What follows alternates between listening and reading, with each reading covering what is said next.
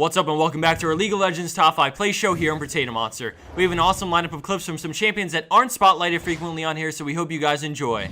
Starting off week 98 with our number 5 play, we have Storm Shadower on Jarvan, who is headed towards the tower as the enemy team tries to siege it. All of a sudden, Xin Zhao starts to dive, Sylvain condemns him back as Jarvan gets in there, seeing an opportunity and EQing into Cataclysm to lock all 5 players in as the tower starts to deal some damage. Katarina joins in on the fun and they instantly get the quadra kill for Katarina, followed by the pentakill shortly after. They were down 9 to 18 on kills and Jarvan gets Katarina the pentakill, bringing them back in it with an amazing ultimate.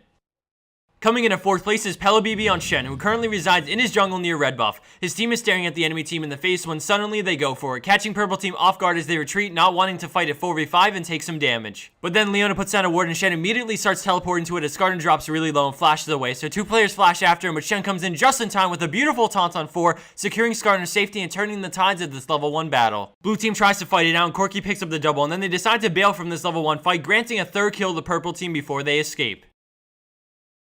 Landing a spot at 3rd place is Outofmilk on Galio, who at the start rushes in to help Warwick, knowing that they're down 20 kills. Hits them both with a Z and Q, dropping LeBlanc solo, and then follows it up with an Idol of Durand to secure the kill. Afterwards, he decides to poke Blitzcrank and then back off and go farm the minions under his tower, but Ahri comes around the side, sandwiching him, so he decides to run into the brush, bursting Blitzcrank and popping his W to help him sustain as Ahri bursts him. He flashes out and she trails closely behind, but when his Q comes up, he turns and lands it blindly onto Blitzcrank for a 2nd kill, and thus begins the chase. She follows him all the way from top tier 1 turret all the way past their tier 1 turret, and then past their tier 2 turret as he loops around towards mid. Throughout the chase, he continues to turn and land his Q as he uses his W to heal off minions and the turret shots. We slow back down as he's 1 turret away from freedom. He uses Bulwark to heal and then shoots out one final resolute smite to finish off Ahri and escape into the enemy jungle. May I remind you they were down 20 kills.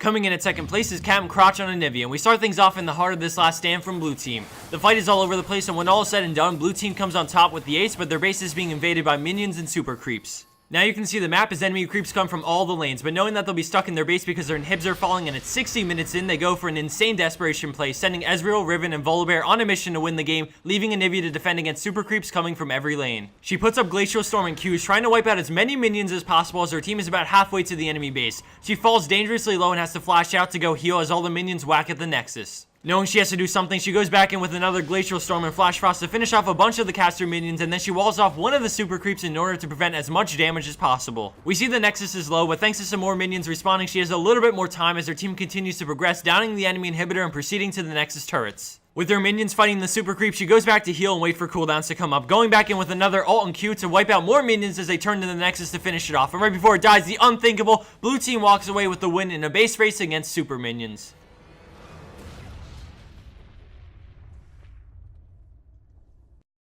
And for our number 1 pro play for this week, we have OviB with a different Cassiopeia play. At the start of this clip, she's running over to help Caitlyn as Katarina gets slowed and she lands her WQ, followed by a barrage of Twin Fangs to grab the 1st kill off of Katarina. Rammus tries to catch Cass with a taunt, but she kites back and then they turn things around on him as he retreats back towards his team and they DPS him down, but even with the help of Caitlyn, the slippery guy gets away. We speed it up as Renekton goes in and she lags behind to the fight, but once we slow back down, she lands a sick ultimate, hitting all 4 and getting a kill, but immediately backing off, predicting a flash from someone to kill her as Teemo brings her so low, but thanks to the slowdown, he's forced to turn around as she punishes them for it and baits them to run through it again. Rammus starts up Powerball and actually flashes towards her, but she lays the DPS on him, bringing him down right as he gets to her. Tark chases and she runs back a bit and turns around to land a QE combo as Dazzle lands and he runs to kill her, but he falls right before he can get the shatter off. And finally, she walks up to finish off the Teemo with a Twin Fang for the unofficial pentakill and escape with no health left.